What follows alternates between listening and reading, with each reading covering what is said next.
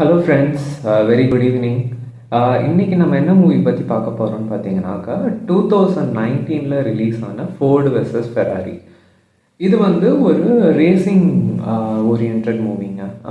அதாவது 1960s 65 ஏதோ அந்த பீரியட்ஸில் வந்து பார்த்தீங்கன்னாக்கா ஃபெராரி வந்து லெமான்ஸில் 24 ஹவர்ஸ் ஆஃப் லெமான்ஸ் அது இன்றைக்கும் அந்த ரேசிங் நடந்துகிட்ருக்கு. அது 24 ஹவர்ஸ் வந்து கார் வந்து ரேஸ் பண்ணுவாங்க.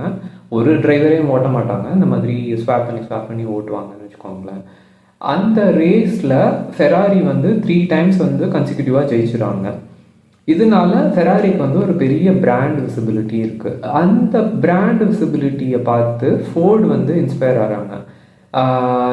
ஏன் வந்து நம்ம வந்து நார்மலாக கார் வந்து விற்றுட்ருக்கோம், நம்மளோட சேல்ஸ் ஃபிகர்ஸ்லாம் ஃபெராரி கூட கம்பேர் பண்ணாக்க ஃபெராரி ஒரு வருஷத்தில் ப்ரொடியூஸ் பண்ணுற காரை விட ஒரு நாளில் நம்ம வந்து நிறைய கார்ஸ் வந்து ப்ரொடியூஸ் பண்ணுறோம். ஸ்டில் நமக்கு வந்து அந்த மார்க்கெட்டிங் வந்து அந்த மார்க்கெட்டில் அந்த ஒரு ப்ரெசன்ஸ் இல்லை. அப்படிங்கிறதுக்கு காரணம் என்னன்னாக்கா, நம்ம வந்து ஒரு ஸ்பெஷலைஸ்டு கார்ஸ், ரேசிங் கார்ஸ் அந்த மாதிரி ஈவெண்ட்லலாம் நம்ம வந்து பார்ட்டிசிபேட் பண்ணுறதில்ல அப்படின்னு பேசுகிறாங்க அந்த போர்ட் மீட்டிங்கில். அப்போ வந்து ஒருத்தர் சொல்கிறாரு, நம்ம தான் ஏற்கனவே நாஸ்கார் அப்படிங்கிற ஒரு இதில் பார்ட்டிசிபேட் பண்ணுறோமே, அதுவும் ஒரு ஃபார்ம் ஆஃப் ரேசிங் தானே அப்படின்னு.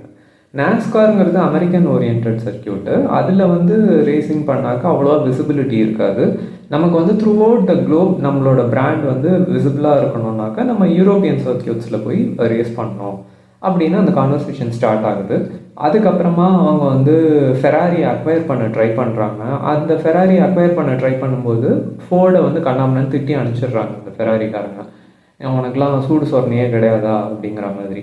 இதை கேட்டு கடுப்பாய் கொந்தளிச்ச ஃபோர்டு அவர் வந்து நம்ம ஊரில் வந்து பெஸ்ட்டான இன்ஜினியர்ஸ்லாம் யார் இருக்காங்களோ அவங்களெலாம் ஹையர் பண்ணுங்கள், நம்ம வந்து ஃபெராரிக்கு ஈக்குவலண்ட்டாக நம்ம வந்து ஒரு காரை டிசைன் பண்ணி அவங்கள அடித்து நொறுக்கிறோம் அப்படின்னு வந்து களத்தில் இறங்குறாரு. அந்த எஃபர்ட்டில் அவங்க ஜெயிச்சாங்களா இல்லையா, இதுக்கு யாரை ஹையர் பண்ணாங்கன்னாக்கா ஷெல்பின்னு ஒருத்தர் வந்து ஹையர் பண்ணுவார். ஷெல்பிக்கு வந்து ஒரு டிரைவர் இருப்பார், டெஸ்ட் டிரைவர் அண்ட் ரேசிங் டிரைவரும் அவராகவே தான் இருப்பார். அவங்க வந்து என்னென்ன சேலஞ்சஸை ஃபேஸ் பண்ணாங்க, ஃபோர்டில் உள்ள இன்டர்னல் பாலிட்டிக்ஸை வந்து எப்படி பீட் பண்ணி இந்த ஃபைனலாக வந்து 24 ஹவர்ஸ் ஆஃப் லெமானில் எப்படி ஹைலி சக்ஸஸ்ஃபுல்லாக வந்து ஜெயிச்சாங்க அப்படிங்கிறது தான் இந்த ஸ்டோரி.